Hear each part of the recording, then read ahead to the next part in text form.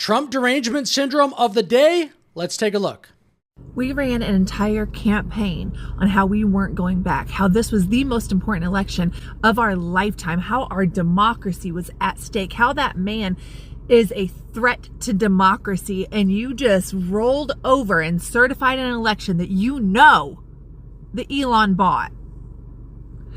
I don't know how to move forward from this. I know shit's about to go to hell. I know that things are about to get real fucking messy, but I am scared and pissed that we all fought so hard to save our democracy. For you, I understand not wanting to cause like a January 6, 2021 situation. I understand that. I understand upholding the Constitution, but you didn't. You ignored the 14th Amendment. That man incited an insurrection against the same government that you just made him king of. And I'm really fucking confused. What the fuck? I mean, this is why you don't do the whole threat to democracy. Trump's a fascist. Somebody out there is going to believe that type of stuff. By the way, this woman bought into all the stuff. Elon bought the election. We're not going back. Threat to democracy. Again, very irresponsible language. This is the person here that believes that stuff. Just to make sure we're all on the same page here, the Colombian president didn't decide to accept those migrants because of the Trump admin's typo-ridden threats of tariffs and sanctions. He accepted them because the alternative threat is those migrants being condemned to a lifetime of slavery and imprisonment in the modern American concentration camps. That's where we're at. That's why. No, it was because of the threats, and that one's not even really worth responding to. That's just like Trump derangement syndrome is way too mild of a word for whatever that was. This one here is more Elon Musk derangement syndrome. This is Elizabeth May, member of parliament in Canada. This is actually a dangerous perspective. Help address that issue, especially when it's an, as she said, existential threat to democracy. Watching Elon Musk parade around the world as the new emperor of all, along with his buddy Donald Trump, I am deeply concerned for the next election. In Canada, I think Musk interfering in Germany's elections on the side of the far-right parties that want to play footsie with Nazis and say we don't have to feel guilty about our past on International Day of Holocaust Remembrance.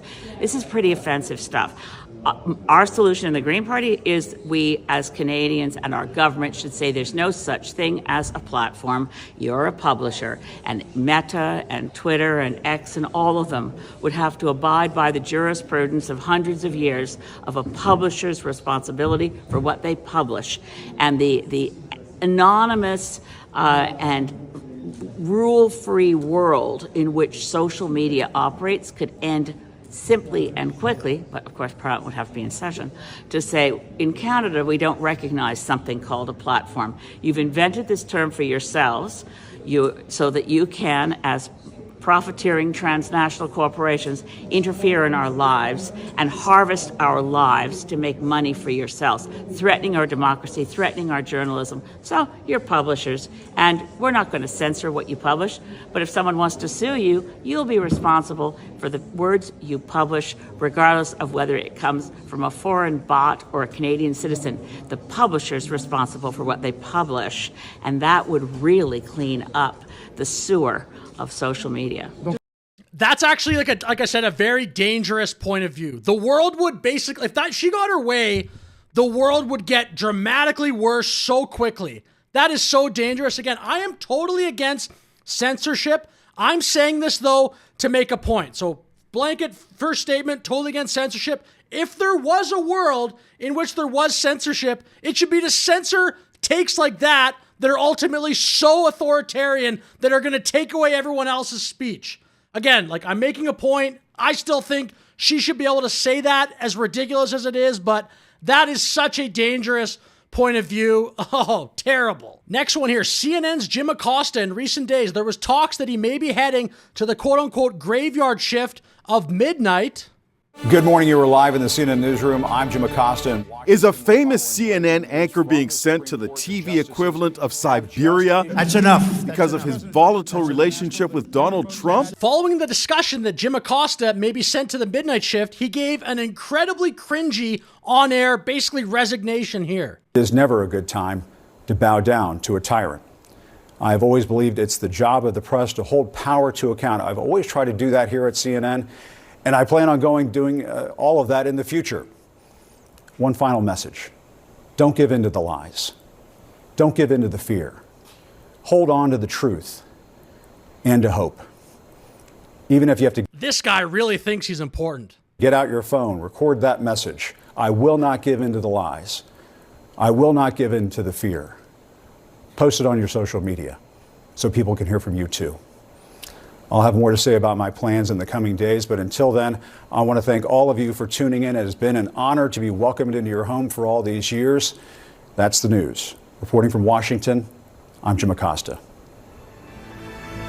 I mean, as I said, some of these people in the media have a ridiculous self-image. I mean, you could just tell he thinks he's so important in society. We'll play here a couple of Jim Acosta's best/worst moments. The first one's about a minute long. The second one's very short. But your campaign had an ad showing migrants climbing over walls and so on. That's true. But they weren't actors. They're not going to be doing that. They weren't actors. Well, no, it's true.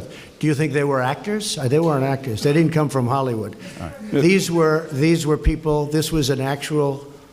It happened a few days ago. And they're hundreds of miles away, though. They're hundreds and hundreds of miles away. That's not an invasion. Honestly, I think you should let me run the country. You run CNN. All right. And if you did it well, your ratings would be much better. If I may ask one other question, Mr. President, if I may ask one other question, are you worried? That's enough. That's enough. Mr. President, I was going to ask one of the other folks. That's enough. Pardon me, ma'am. Look at that. I mean, does this guy have any manners whatsoever? Just grabbing the mic. No, my mic. Pathetic, dude. Mr. President, that's enough. Mr. President, I had one other question, if I may ask, on the Russia investigation. Are you concerned that you may have? I'm not concerned about anything with the Russian investigation because it's a hoax. That's enough. Put down the mic. Mr. President, are you worried about indictments coming down in this investigation? Mr. President. I'll tell you what, CNN should be ashamed of itself having you working for them. You are a rude, terrible person. You shouldn't be working for CNN. Go ahead. I think that's unfair. You're a very rude person. The way you treat Sarah Huckabee is horrible. And the way you treat other people are horrible. Because of the attack of fake news and attacking our network, I just want to ask you, sir. I'm changing it from fake news, though. Doesn't that undermine? Very fake news. I know, but aren't you? At least he laughs in this one, but his behavior in the other clip was brutal. Go ahead. Real news, Mr. President. Real news. And here we have brand new White House Press Secretary Carolyn Levitt's first day on the job. Miller. Thanks, Caroline. A question that we've asked your predecessors of both parties in this job. When you're up here in this briefing room speaking to the American public, do you view yourself and your role as advocating on behalf of the president or providing the unvarnished truth that is, not to lie, not to obfuscate to the American people? I commit to telling the truth from this podium every single day. I commit to speaking on behalf of the President of the United States. That is my job. And I will say it's very easy to speak truth from this podium when you have a president who is implementing policies that are wildly popular with the American people, and that's exactly what this administration is doing. It's correcting the lies and the wrongs of the past 4 years, many of the lies that have been told to your faces in this very briefing room.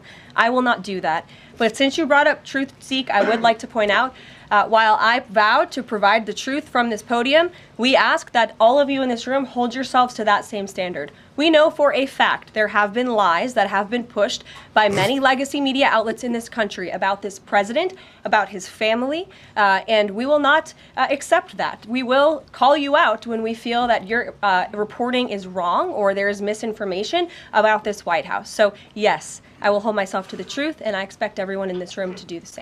So a great response, but that guy asking essentially, will you commit to tell the truth? That's a little bit rich, no? Russia hacking the election to elect Trump is the end of our democracy. Votes were definitely affected. Russia hacked the election to tilt it to Mr. Trump. The Russians definitively hacked the election. Russia did hack the election.